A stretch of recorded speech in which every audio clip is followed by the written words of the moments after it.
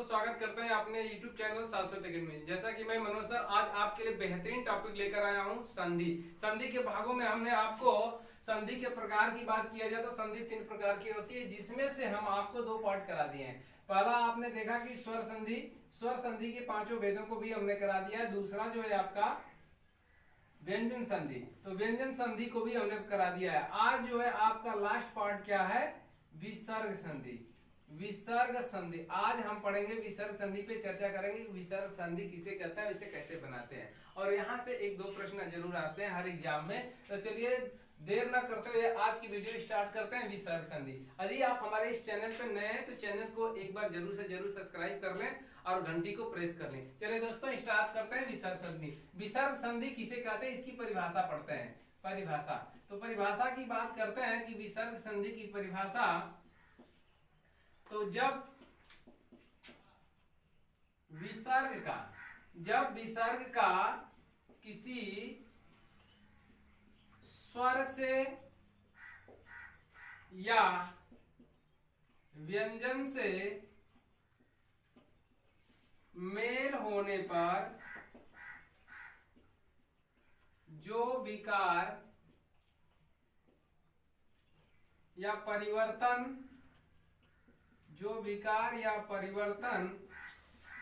उत्पन्न होता है उसे ही क्या कहते हैं, उसे ही विसर्ग संधि कहते हैं।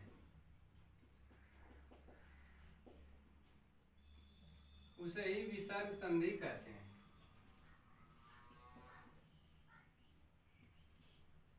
जैसे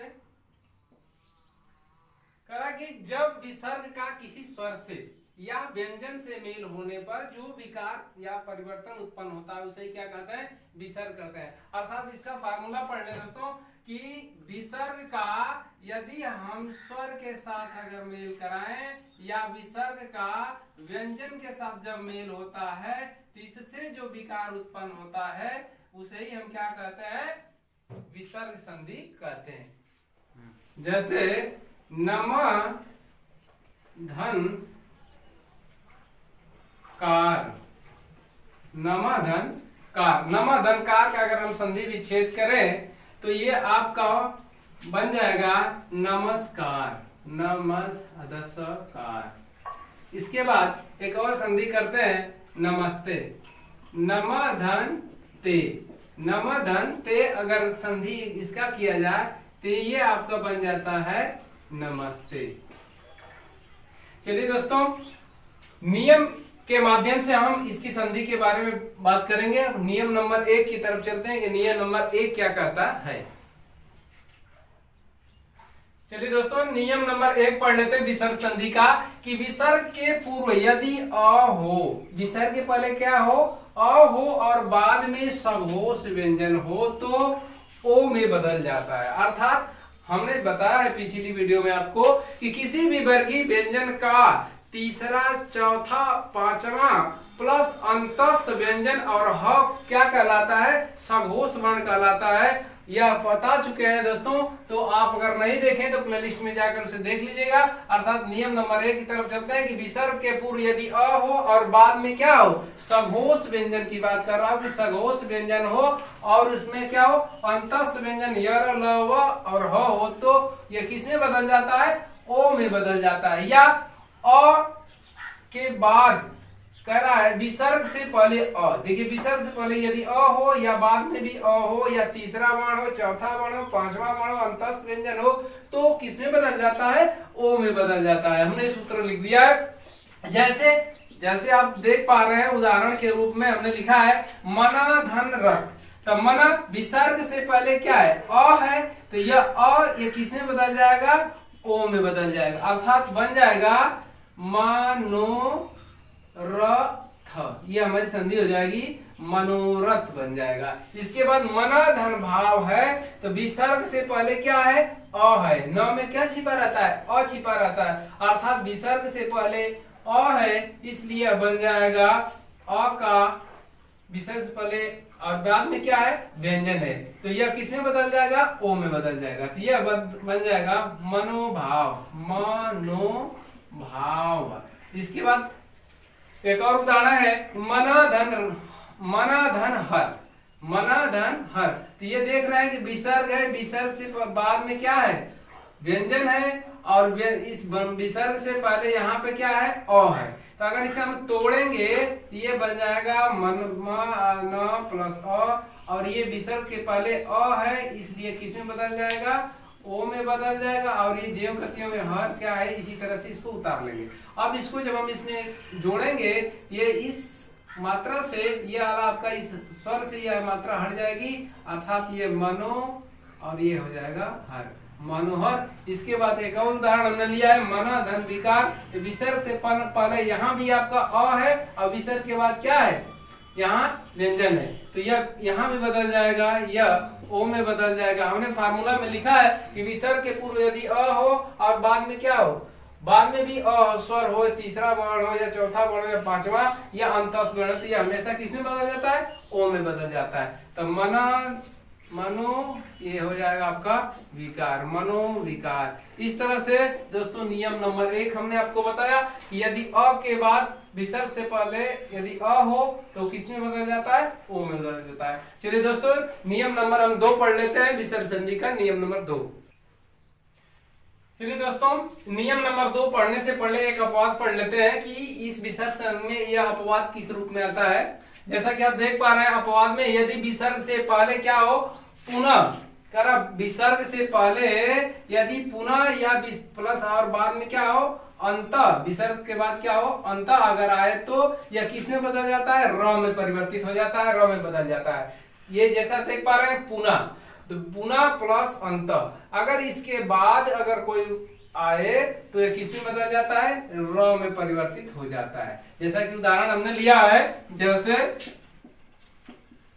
पुनः प्लस जन्म, पुनः प्लस जन्म। तो आप देख पा रहे हैं कि यहाँ विसर्ग है और विसर्ग से पहले क्या है, ये क्या है, पुनः है। तो पुनः के जब हम संधि करेंगे इसका तो यह बन जाएगा पुनः, ये आपका हलंत हो जाएगा, और ये विसर्ग के बाद ये विसर्ग से पहले आपका ये पुनः है, तो ये किस में बदल जाएगा, र में बदल जाएगा, और यह किस में होगा, र आधा होगा, और इसके बाद ये ज्यों का त्यों लिख देंगे जन्म।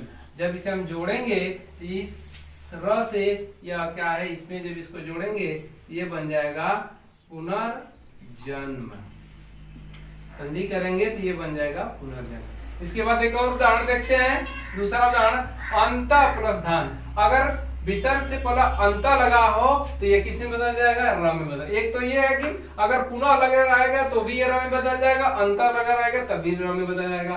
तो इसका जब हम संधि करेंगे तो ये आपका हो जाएगा अंतर्धान।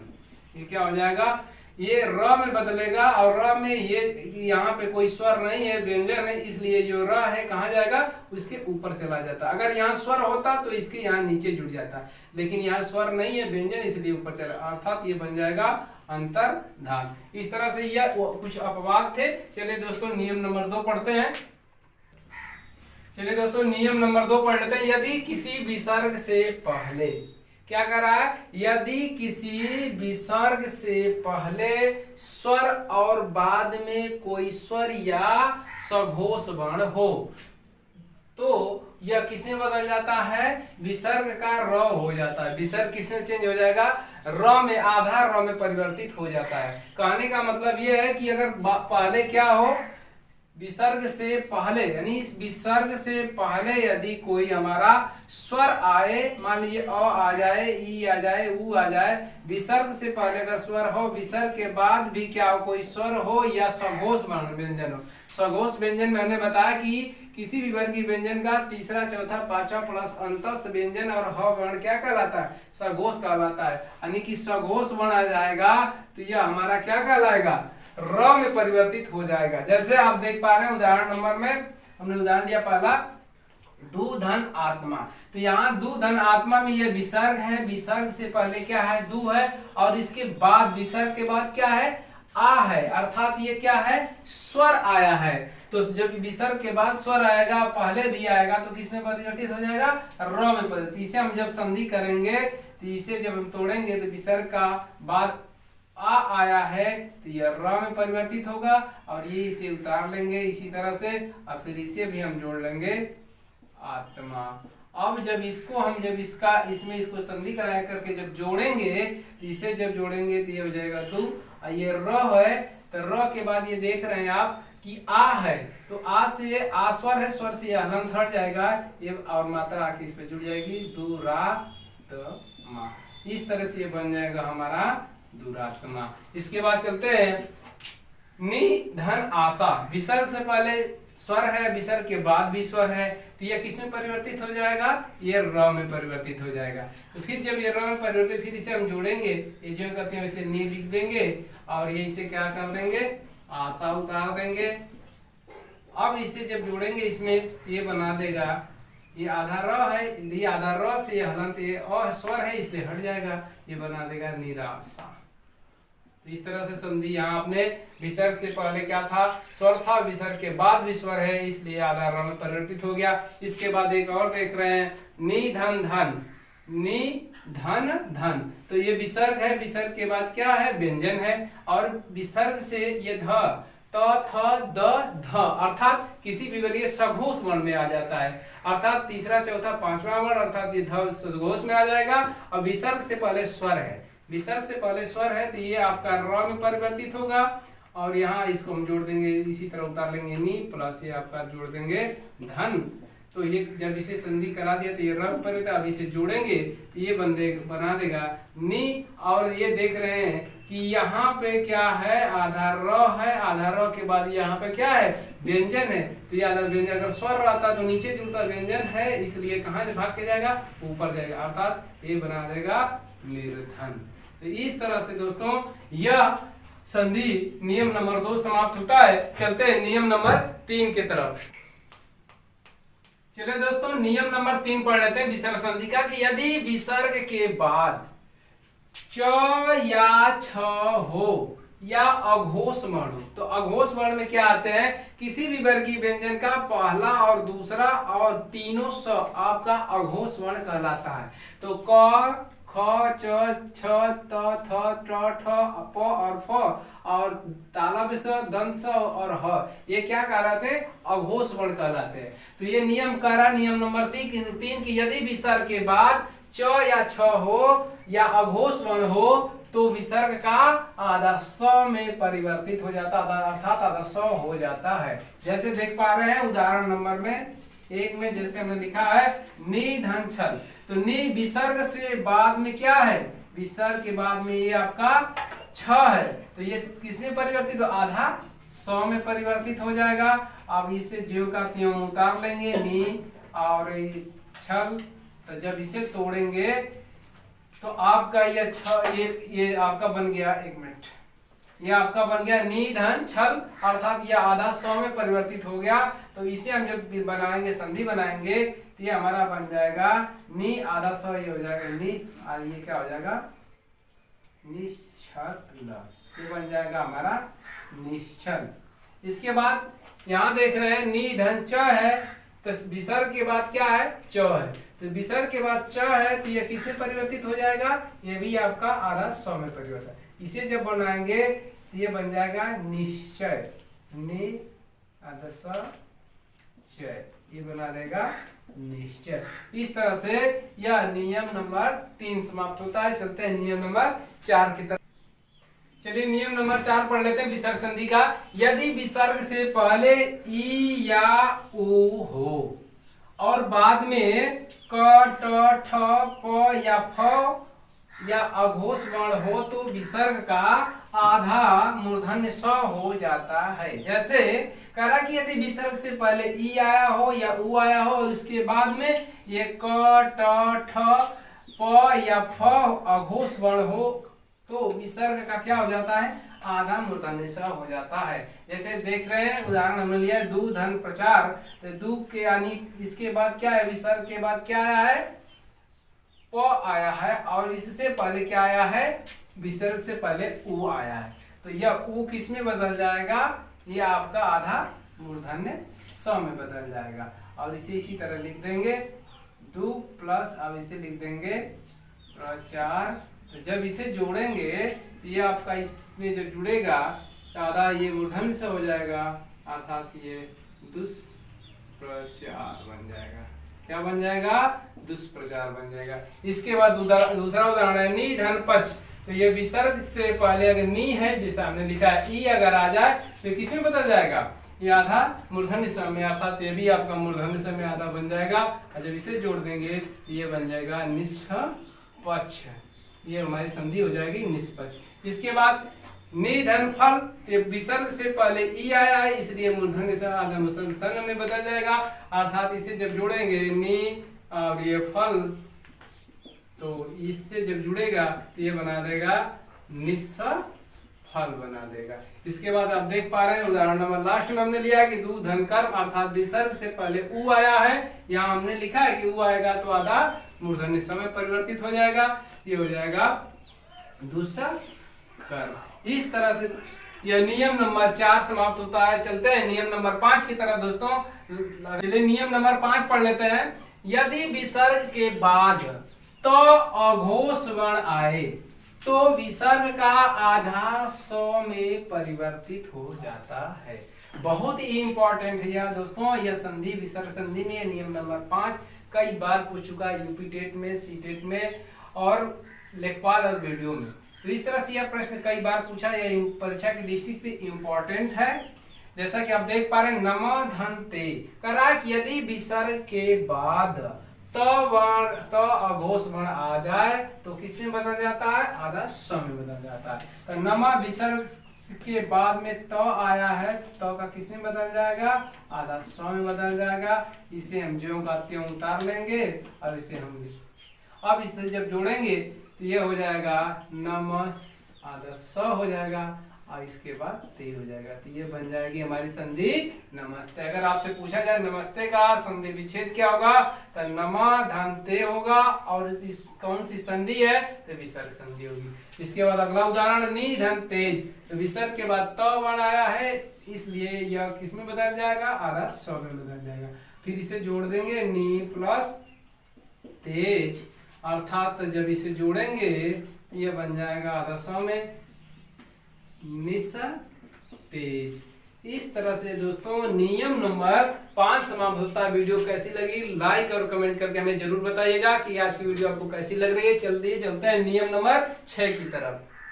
चलिए नियम नंबर 6 कहता है कि यदि विसर्ग के बाद स या तालव्य स हो या दंत स हो तो विसर्ग या तो करा कि विसर्ग की बात करा, विसर्ग या तो यथावत रहेगा यानी जैसे है वैसे ही रहेगा, या सौ के पहले ये आधा सौ और 100 के पहले आधा सौ में परिवर्तित हो जाएगा। जैसा कि उदाहरण आप देख रहे हैं, कह रहा कि विसर्ग के बाद अगर 100 या 100 आए हो तो विसर्ग या तो यथावत रहेगा।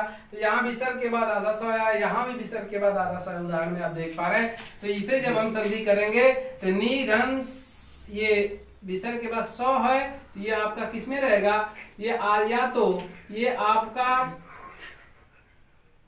100 में रहेगा या ये विसर्ग यथावत रहेगा। तो अगर इसे हम करते हैं तो ये बना देगा नि धन संदेह, नि धन संदेह, या ये बना देगा निस्संदेह। क्या बना देगा? निस्संदेह।